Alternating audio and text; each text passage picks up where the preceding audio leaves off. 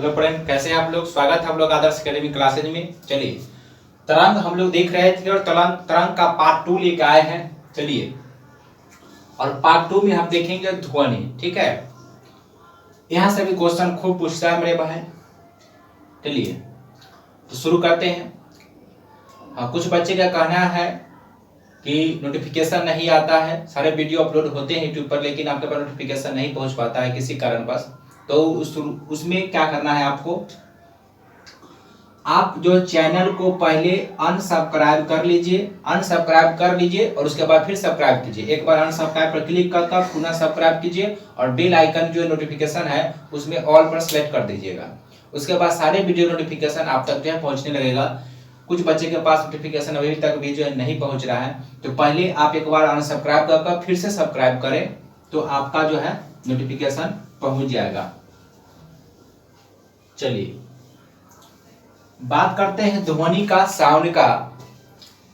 तो देखिए, श्रव्य के आधार पर, ठीक है, श्रव्य के आधार पर ध्वनि के 3 कैटेगरियों में रखा गया। ध्वनि के बारे में पिछले क्लास में सारे चीज पढ़ लिए थे कि ध्वनि जो है निर्वात में गमन नहीं कर सकता है मेरे भाई। ध्वनि को गमन करने के लिए माध्यम की आवश्यकता होती है। ध्वनि जो है वह क्या है, अनुदैर्घ्य तरंग है। क्या है, अनुदैर्घ्य तरंग है। ठीक है, और इसमें देखे थे, ठीक है, कि ध्वनि जो है सारे पढ़ देख लिए थे उसमें। अब देखेंगे कि श्रव्य के आधार पर ध्वनि के 3 श्रेणी में बांटा गया है। पहला होता है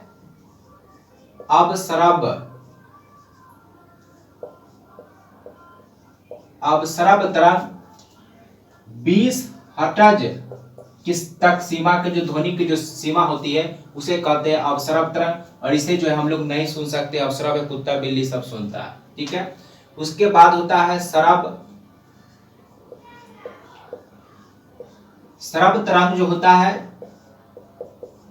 इसका मान जो होता है लिखिएगा 20 हर्ट्ज से 20,000 हर्ट्ज तक होता है। इसे हम श्रव्य ध्वनि या श्रव्य तरंग कहते हैं। इसे हम लोग सुन सकते हैं। ठीक है, और तीसरा होता है पराश्रव्य।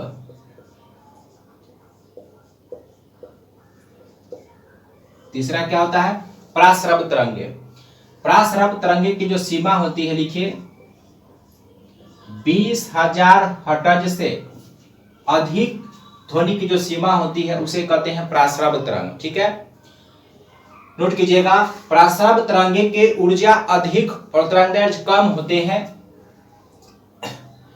तो ऊर्जा अधिक होने के कारण इसका उपयोग जो है किया जाता है कई स्थानों पर। जैसे चिकित्सा में प्रयोग करते हैं। गठिया रोग के इलाज में लिखिए पहला उपयोग करते हैं। दूसरा उपयोग लिखिएगा चिमनियों में कालिख हटाने में। और नेक्स्ट पर लिखिएगा घड़ी और वाइन के पार्ट पुर्जे साफ करने में। और नेक्स्ट पर लिखिएगा कि पौधाशाला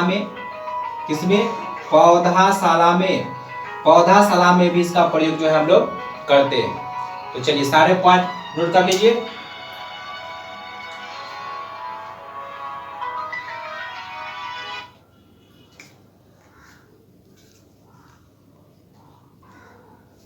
चलिए मेरे भाई, आप देखेंगे ध्वनि के लक्षण। ठीक है, सारे पॉइंट अच्छे से नोट कीजिएगा। अब देखेंगे ध्वनि के लक्षण, और पहला देखेंगे क्या, तारत्व। ठीक है, देखिए तारत्व के द्वारा मेरे भाई किसी भी व्यक्ति या कोई भी आवाज पतली है या मोटी है, इसका निर्धारण जो हम किससे करते हैं, तारत्व से करते हैं। ठीक है, तो लिखिए तारत्व के द्वारा, लिखिए इसके द्वारा किसी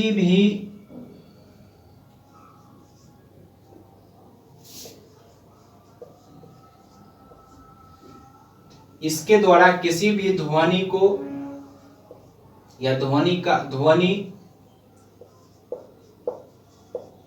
पतला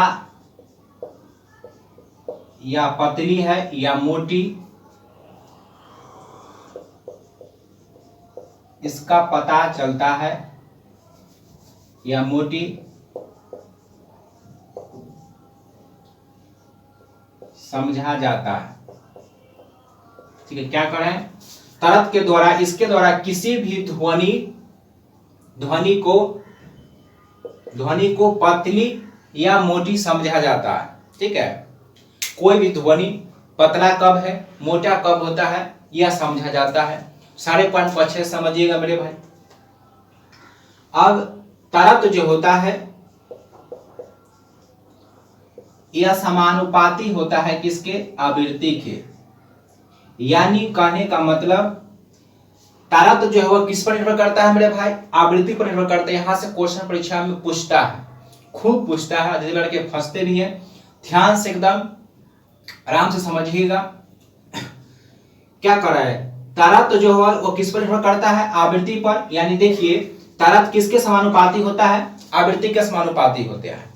पूछेगा कि तरत किसके समानुपाती होता है, तो आवृत्ति के। कहने का मतलब कि तरत जो है किस पर निर्भर करता है, आवृत्ति पर निर्भर करता है। ठीक है, तो जिसका आवृत्ति अधिक होगा उसका तरत भी क्या होगा, अधिक होगा। जिसका आवृत्ति अधिक होगा तरत भी अधिक होगा। और जिसका आवृत्ति अधिक है, तरत अधिक होगा तो आवाज कैसा निकलेगा, पतला निकलेगा। जिसका आवृत्ति कम है उसका तरत भी कम होगा, और जब आवृत्ति कम है तो तरत कम है तो आवाज कैसा निकलेगा, मोटा। तो दोनों पॉइंट इसमें लिख लीजिए। पहला पॉइंट लिखिए, आवृत्ति अधिक तो तरत भी क्या होगा, अधिक। आवृत्ति अधिक तो तरत अधिक, तो आवाज क्या हो जाएगा,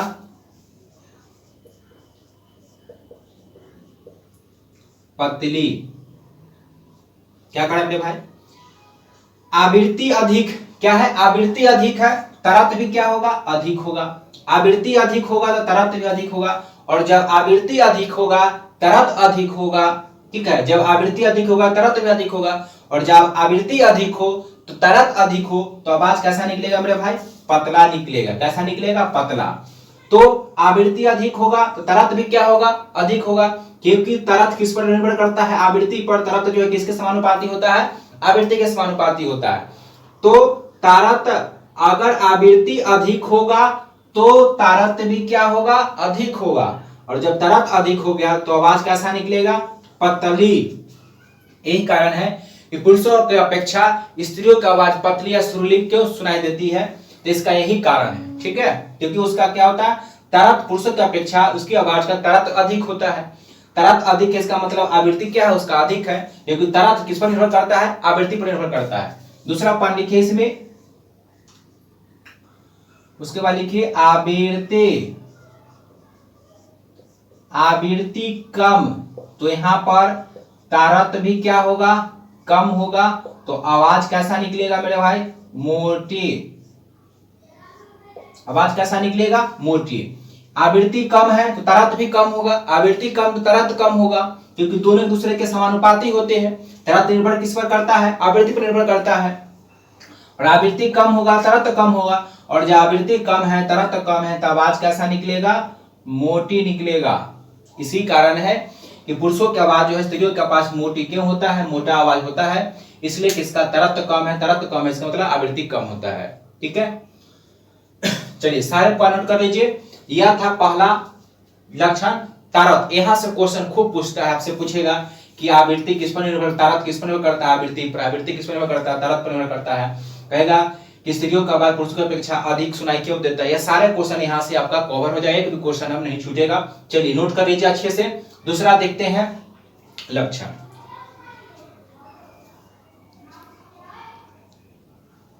चलिए मेरे भाई अब देखते हैं दूसरा लक्षण होता है प्रबलता, लाउडनेस या तीव्रता। ठीक है, यह क्या होता है, तो देखिए प्रबलता, लाउडनेस या तीव्रता, कि इसके द्वारा जो होता है कोई भी आवाज जो है, आवाज का पता लगाते हैं कि आवाज कैसा है, तेज है या धीमा है। आवाज क्या है, तेज है या धीमा है। जैसे मान लीजिए कि हम यहाँ पर अगर कोई गाना गाए, चाहे कोई व्यक्ति गाना गाएगा, मुंह से गाएगा, तो उसका आवाज जो है थोड़ा सा क्षेत्र में ही जाएगा, मतलब कि कुछ ही दूर तक सुनाई देगा। एक घर दो घर तक यहाँ फनामा गाना गा रहा है। क्यों?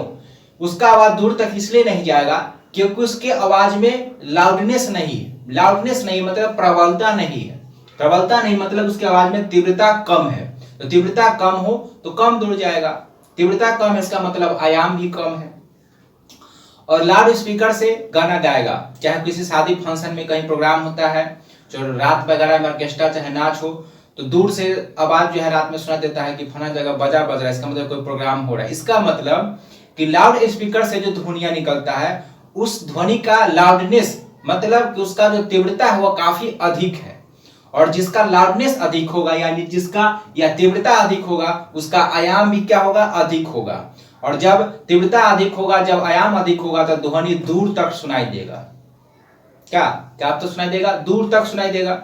जनरली जैसे हम यहाँ से किसी व्यक्ति को मंच, मान लीजिए किसी कार्यक्रम रखा गया है, मंच पर से किसी को बुलाएंगे कि अवधेश कुमार कृपया मंच पर आइए, बिना माइक का, तो हो सकता है व्यक्ति सुनेगा भी नहीं सुनेगा, ठीक है। लेकिन वही जब माइक से बोलेंगे लाउड स्पीकर के द्वारा तो क्या होगा कि व्यक्ति तुरंत सुनेगा और जल्दी मंच पर आ जाएगा।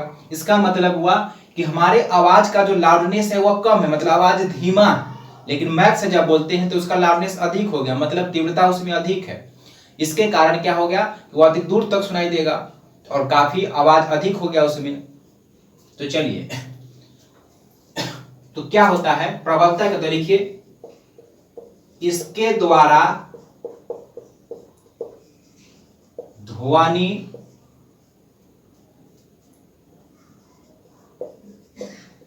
धीमा है या तेज इसका पता चलता है।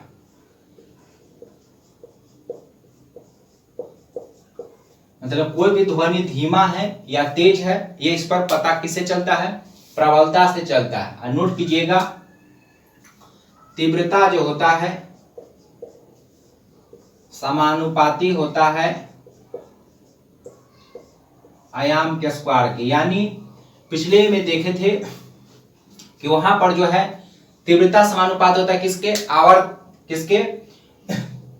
तो आवृत्ति के, ठीक है। और यहां देखते हैं क्या? तीव्रता किसके समानुपाती होता है? आयाम का, ठीक है। तो पहले यह पॉइंट नोट कर लीजिए, तो उसके बाद देखते हैं। चलिए, तो समझिए कि तीव्रता लाउडनेस क्या होता है।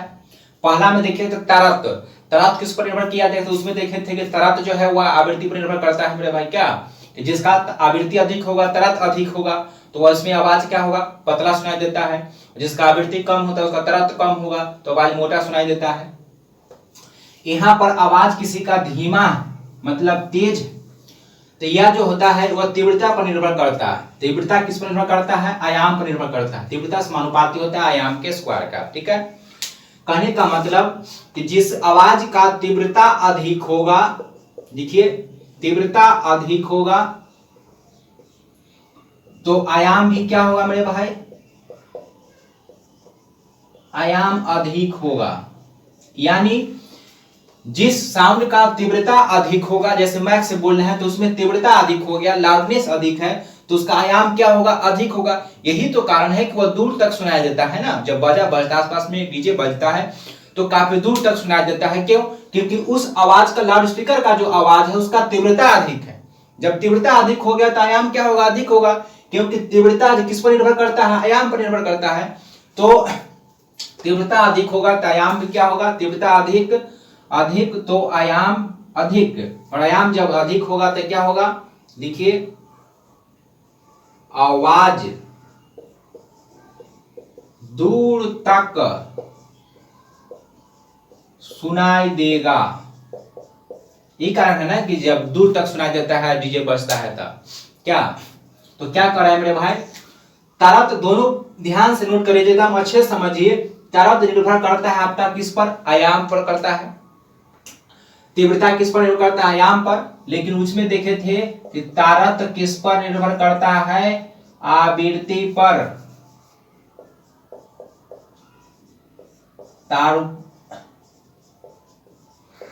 दोनों ध्यान में रखिएगा। तरंग जो है वो आवृत्ति पर निर्भर करता है, किस पर? आवृत्ति पर। तरंग समानुपाती होता है आवृत्ति का, लेकिन तीव्रता जो होता है यानी लाउडनेस, प्रबलता, यह निर्भर करता है किस पर? आयाम पर निर्भर करता है। तो जिसका तीव्रता अधिक होगा उसका आयाम भी क्या होगा मेरे भाई? अधिक होगा। क्या? और जिसका तीव्रता अधिक होगा का आयाम अधिक होता, आवाज कहां तक जाएगा? दूर तक सुनाई देगा, मतलब कि आवाज जो है क्या होगा? तेज होगा। और लिखिएगा नेक्स्ट दूसरा पार्ट लिखिए इसमें कि तीव्रता कम तो आयाम भी क्या होगा? आयाम भी क्या होगा? कम। तो आवाज क्या होगा? दूर तक नहीं जाएगा। दूर तक जाएगा? हो नहीं जाएगा। ठीक है। तीव्रता कम है, तीव्रता कम होगा मतलब आयाम कब हो गया? क्योंकि तीव्रता किस पर निर्भर करता है मेरे भाई? आयाम पर निर्भर करता है। अगर आपसे पूछे तरंग किस पर निर्भर करता है, तो आवृत्ति पर निर्भर करता है। जिसका तीव्रता कम है इसका मतलब कि आयाम कम है, और जब आयाम कम है तो आवाज क्या होगा? आवाज क्या हो जाएगा? धीमा हो जाएगा। तो आवाज दूर तक नहीं सुनाई देगा, यानी आवाज आपका क्या हो गया मेरे भाई? धीमा। और इसमें आवाज क्या हो जाएगा? तेज। इसमें आवाज क्या होगा? तेज। इसमें आवाज क्या हो गया? धीमा। तो प्रबलता के द्वारा किसी भी ध्वनि को जो है हम क्या कर सकते हैं? आवाज जो है वह धीमा है या तेज है इसका पता लगाते हैं। तो आप दोनों पॉइंट अच्छे से समझ गए होंगे बड़े भाई। सारे पॉइंट नोट कर लीजिएगा अच्छे से, और इसके कारण रिवीजन कर लीजिएगा। हमें उम्मीद है कि लगभग आप क्लास में ही याद हो गया होगा। और यहाँ से क्वेश्चन खूब पूछता है। तीव्रता किस पर निर्भर करता है? आयाम पर निर्भर करता है। ठीक है, ऑप्शन देगा, इसमें फंसाता है खूब। और तरंग किस पर निर्भर करता है? आवृत्ति पर निर्भर करता है। तो सारे पॉइंट अच्छे से नोट कर लीजिए। अगर वीडियो अच्छा लगा मेरे भाई तो लाइक और शेयर जरूर करें, और मिलेंगे फिर नेक्स्ट क्लास में। आपका साउंड का जो बचा, जो चुंबकीय तरंग पार्ट जो बच गया उसका नेक्स्ट क्लास में देखेंगे। ठीक है, धन्यवाद।